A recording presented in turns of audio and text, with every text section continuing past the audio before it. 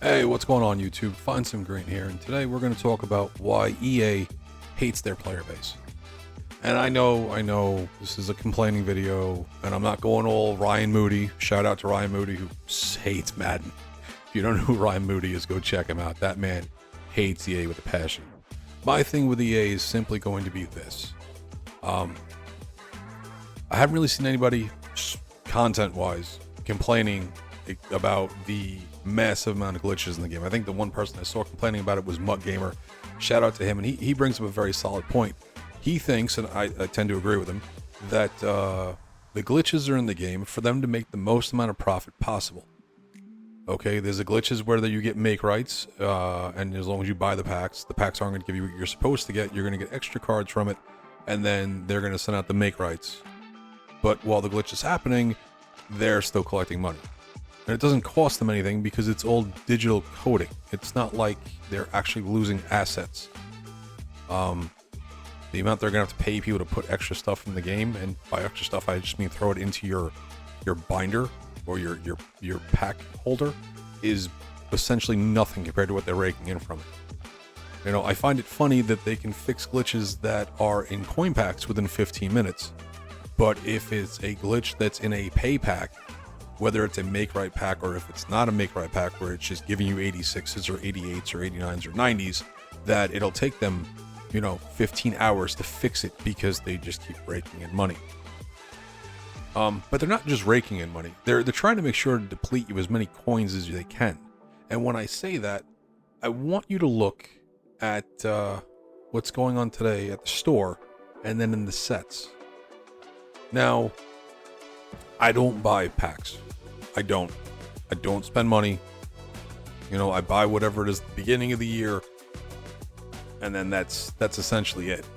Okay, but the thing they did today, and if you've noticed, because if you've been doing them, the training pack today is 1,300 training points.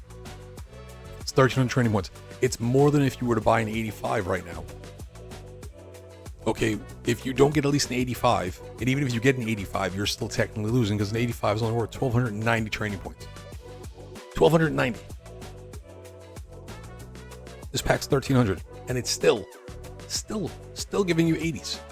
If you pull an 80, you're losing 1,180 points. And I know it's not required. No one's telling you have to do the training pack.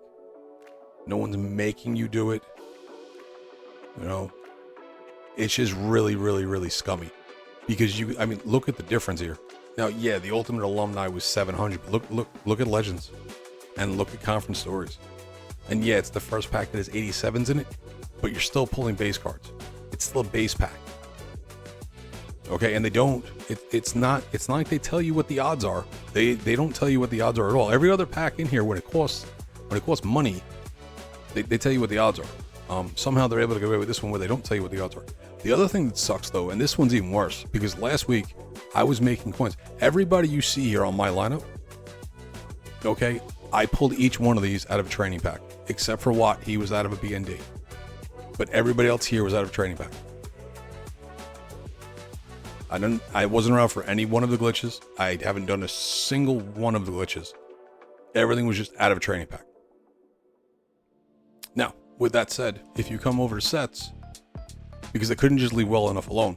Last week, I was making this set for, in case you missed it, 85s.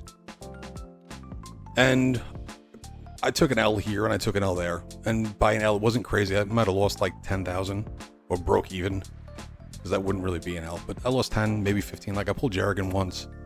Last week I was building the set for roughly 140,000, give or take. Because I was getting the 83s around 30. And I was getting the 82 for about 17. Well, it's still 85 plus, but now they've added in a fifth 83. So even if you get these guys for 30,000 a piece, like I was last week, and this week, good luck, it seems like, that's still 150,000 there, plus your 82, which is going to be at least another 17. So you're into it for almost 170 grand. But now if you come down over here, and let's go over here to the catalog. We go over to the catalog and you look at what you can get out of In Case You Missed It. So you've got 5 87s, All right, you've got a crap. You got 10. You got 10 86s. Okay, but be wary because Braid Man is he's pretty cheap. Like pretty cheap. He's right now. Yeah, he's 106. It's pretty cheap. Right. So if you pull Braid Man out of your 86s, you're down 64,000. Right. If you pull Ben Powers, you broke even if you don't sell. Same with Tua. I was shooting for Derwin James this week. Did not see him once. Chubb, you'd be making something. Wilkins, you're making something. Andrew Thomas, you're breaking even. Jonathan Taylor, you're losing. Andrews, you're barely up. Minka, I was trying for him too. Didn't see him. You'd be up, obviously. But then Cody O'Connell, you're losing. I mean, you can keep him, but you could buy him for cheaper than what you're paying. But then you get down to these 85s. Okay, and there's not a single one of these guys where you're going to come close to breaking even. Like, it's not even close.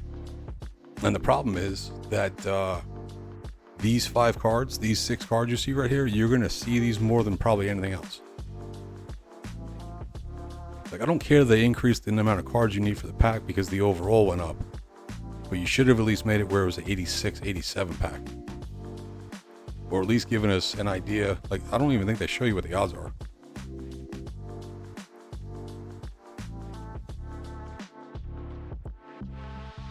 No, they don't tell you what the odds are. So, roll that at your own risk. I'm not fucking with it today.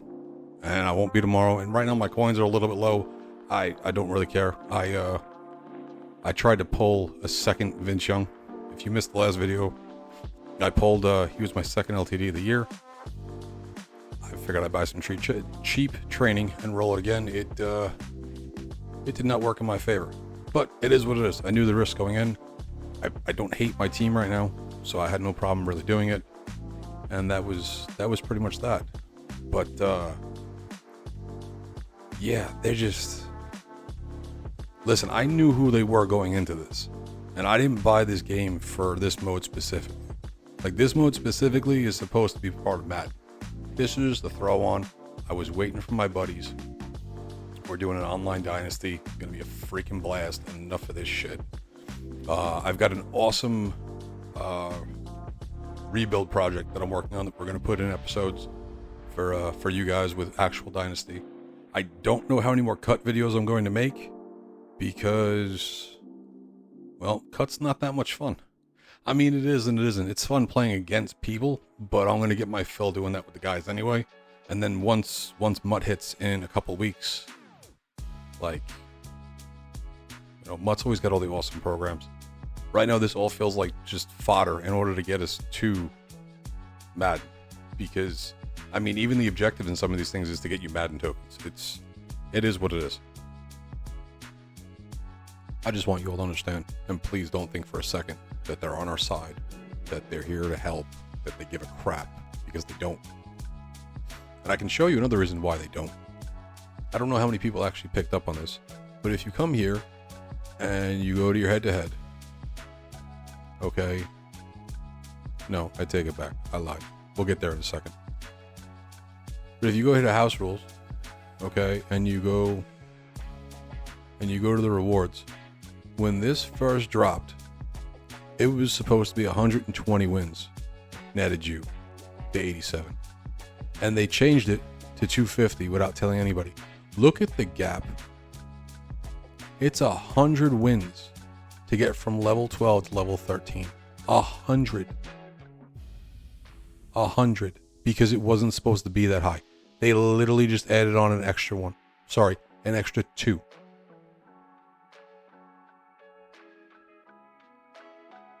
Now listen, the card's probably going to be phenomenal. By the time you get it, he'll still be a pretty decent user. He's got good speed and he's stupid tall. But an extra 130 wins.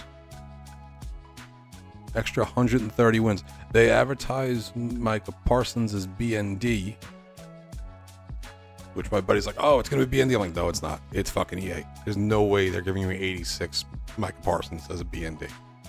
Oh, and look, it wasn't.